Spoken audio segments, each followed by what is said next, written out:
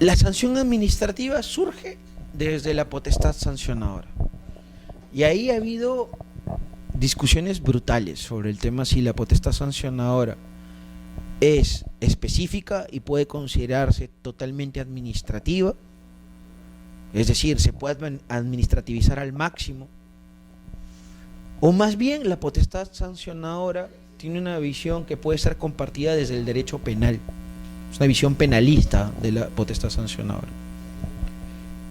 ¿Y esto por qué? Porque los administrativistas, al menos durante la última centuria, han intentado siempre defender una autonomía conceptual total de nuestra ciencia, del derecho administrativo. Y en esos intentos hay cierto tipo de potestades públicas, como la sancionadora, que han intentado llevarla a un extremo de especificación máxima, tratando de alejarla de algunos sectores jurídicos que ya habían desarrollado lo mismo, pero adaptado a sus necesidades, ¿no? El derecho penal tiene más de 300 años, un poco menos quizás, desarrollando y construyendo doctrina e institutos jurídicos para poder hablar del castigo, el procesamiento del castigo y el ejercicio del ius puniendi del Estado, y en su momento del antiguo régimen, ¿no? Entonces, el derecho penal lo que hizo, ya lo tenía muy construido, ¿no? Pues eso uno tiene que entenderlo. ¿Por qué? Porque el derecho no se puede ver como una ciencia que tiene sectores compartimentalizados. Es decir, que no se puede comunicar el administrativo con el penal, al menos a mi modo de ver, o el administrativo con el derecho comercial o el derecho civil. Hay puntos de conexión, porque son indispensables, porque el derecho responde a un caso fáctico en la realidad, el cual no diferencia entre sectores jurídicos, ¿sí? No diferencia el supuesto fáctico si esa parte es comercial, civil o administrativa. Tanto es así que en el caso del derecho administrativo ha habido muchas confusiones, porque aparecen sujetos propios del derecho administrativo que terminan utilizando el derecho privado, ¿sí? Por ejemplo, las empresas públicas. O las propias entidades administrativas terminan utilizando también el derecho civil. Hacen contratos de arrendamiento, plantean la necesidad de poder utilizar contratos en general atípicos del derecho privado, ¿sí? En el propio derecho de las concesiones, por ejemplo, aparecen posibilidades de otorgamiento de contratos propios del derecho mercantil, como el joint venture, por ejemplo. O en el de endeudamiento público, que es un subrégimen de la administración financiera del Estado, aparece la posibilidad de poder utilizar instrumentalmente derecho bursátil. Yo no creo que haya imposibilidad de hacerlo. El tema es cómo se entiende esa relación, ¿sí? Es cómo se entiende la posibilidad de que el derecho penal pueda brindar conceptos que soporten el ejercicio de la potestad sancionadora. Por eso es que la tesis que yo comparto es una visión más bien penalista del derecho de la potestad sancionadora. ¿Por qué? Porque tanto el derecho penal como el derecho administrativo sancionador, que nació después y que ha surgido por un fracaso real de los tribunales penales, que no pueden con todos los incumplimientos y causas que hay alrededor del crimen incluso. Por eso es que muchos tipos penales se han ido convirtiendo en tipos infractores del derecho sancionador, ¿sí? Lo que ha sucedido es que ambos han compartido siempre un núcleo irreductible, que son los principios punitivos: la legalidad, la tipicidad, el principio de retroactividad benigna, los principios alrededor de la aplicación de la norma en el tiempo, los principios que tienen que ver con la taxatividad, ¿sí?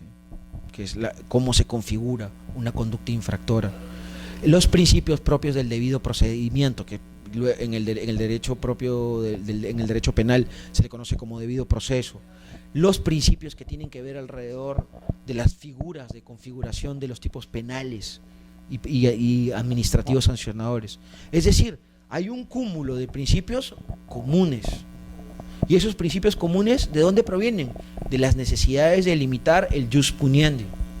Porque da lo mismo que la potestad que se utilice sea jurisdiccional para poder castigar un crimen, ¿sí?, que la potestad que se utilice sea administrativa para poder sancionar un tipo infractor. Y esos principios comunes se repiten. Nuestra legislación los ha asumido de una manera similar, porque los principios no cambian porque se reciban en las leyes. Los principios se adaptan a las situaciones porque son cosas abstractas. Y lo que hace el legislador cuando, por ejemplo, en la ley de procedimiento administrativo reconoce un título preliminar propio del derecho sancionador, es simplemente trasladar esos principios que ya están en la Constitución, en la jurisprudencia constitucional del tribunal, y además están fuertemente introducidos en el derecho penal. La legalidad, la tipicidad que, por ejemplo, aparecen en la ley de procedimiento administrativo, son principios que ya tenían un fuerte arraigo anterior. Porque, bueno, en nuestro país hemos tenido un lento desarrollo todavía del derecho administrativo. Recién vamos a cumplir unos 20 y pico de años de desarrollo, ¿no? Entonces, el derecho penal antiguo, peruano, ya había asumido esos principios. Y además, finalmente, los principios, no importa si están reconocidos o no en norma, los principios existen. Lo que pasa es que hay mayor o menor vinculatoriedad a partir de que la norma los reconozca. Pero del otro lado, o sea, del otro lado de la orilla, hay otra visión de la potestad sancionadora, que es la visión administrativista. ¿Qué intentaba hacer esta visión? Particularizar los conceptos de la sanción. Y, por ejemplo, ha ido tratando de darle autonomía a la sanción. Y ellos dudan mucho de la legalidad, por ejemplo, del principio de legalidad. Dudan mucho que la tipicidad sea igual como en el Código Penal, que la ley necesariamente tenga que tipificar conductas. Que, por ejemplo, la ley tenga que necesariamente, por el retroactividad de la ley, por el principio de retroactividad de la ley, pueda reconocer conductas, procedimientos y sanciones, cosa que en el Perú, por ejemplo, hemos relativizado al máximo, ¿no?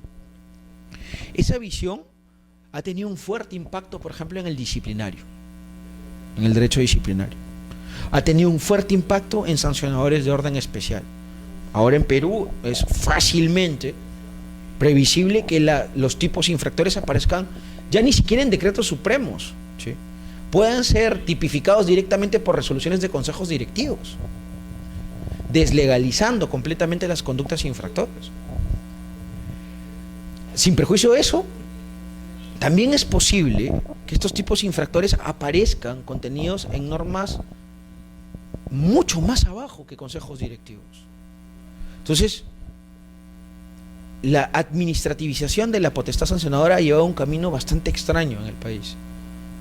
¿Por qué? Porque se ha ido desconociendo los principios y al costado la administración pública, para avanzar en el ejercicio de estas potestades, ha ido ampliando esas potestades, el uso, y ha ido creando más organizaciones alrededor de esto.